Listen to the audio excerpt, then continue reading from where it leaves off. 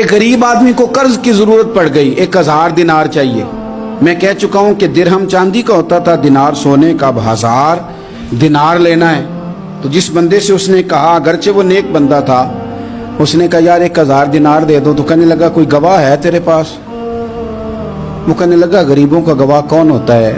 ہاں ایک گواہ ہے۔ کہا کون؟ کا میرا رب، وہ تیرے اور میرے بیچ گواہ ہے۔ اس نے کہا کوئی کفیل، اگر تو پیسے نہ دے سکے تو وہ بعد میں دے دے، یا تجھے کچھ ہو جائے تو وہ دے دے۔ اس نے کہا کفیل بھی میرا اللہ ہی ہے، میرے پاس اگر ہے تو رب کریم کا نام ہے، اگر اعتماد کر سکتا ہے تو کر لے۔ بندہ نیک تھا، اس نے کہا رب کے نام پہ، رب کی کفالت پہ، اللہ کو گواہ بنا کے میں تیار ہوں تجھے 1000 دینے۔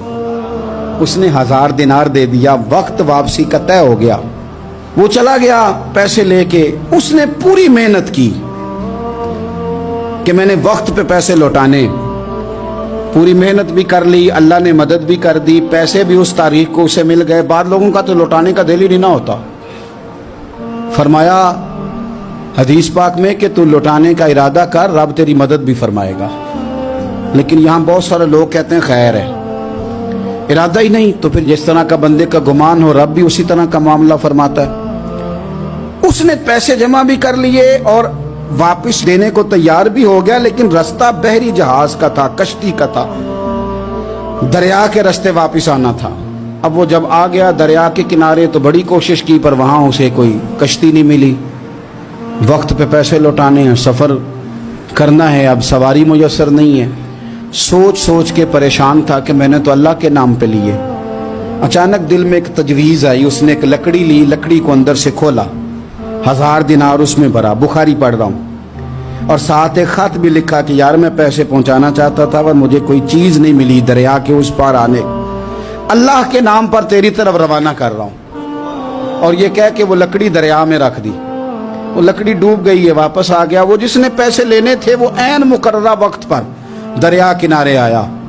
صبح سے سرے شام تک اس نے انتظار کیا، دل ڈھلنے لگا تو دل میں خیال آ گیا کہ یار نہیں، اس نے دینے ہی نہیں، جھوٹا وعدہ کر گیا، پہنچا ہی نہیں وقت پہ۔ اب جب واپس لوٹنے لگا تو اچانک دریا میں ایک لکڑی تیرتی ہوئی دکھائی دی، کہنے لگا لے جاتا ہوں، شام کو روٹیاں پکانے کے کام آئے گی، ایندھن بنا کے جلا لوں گا، ہنڈیا پک جائے گی۔ لکڑی اٹھا کے جلانے کے لیے گھر لایا، گمان تھا کہ وہ نہیں آیا وعدہ کر کے، اللہ کو کفیل اور وکیل بنا کے اور گواہ بنا کے پھر بھی نہیں آیا۔ لکڑی لے کے گھر گیا، بخاری ہے، اور جب اس کو چیرا نہ کہ میں اس کی آگ جلاؤں گا، کھولا تو اندر سے 1000 دینار بھی نکل آیا، خط بھی نکل آیا۔ اب ذرا سمجھنا، اس کے دل میں بات کس نے ڈالی کہ تو لکڑی میں پیسے ڈال دے؟ اللہ نے۔ اس بندے کو مقررہ وقت پہ کنارے بھیجا کس نے؟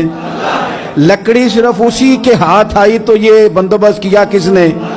اللہ نے۔ گھر جا کے چیری تو پیسے بحفاظت اس تک پہنچائے کس نے؟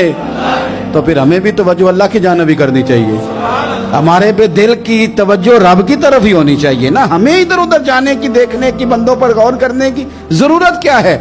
وہ پیسے پہنچ گئے، یہ وہاں اپنی جگہ پہ پریشان تھا، اس نے 1000 دینار اور جمع کیا۔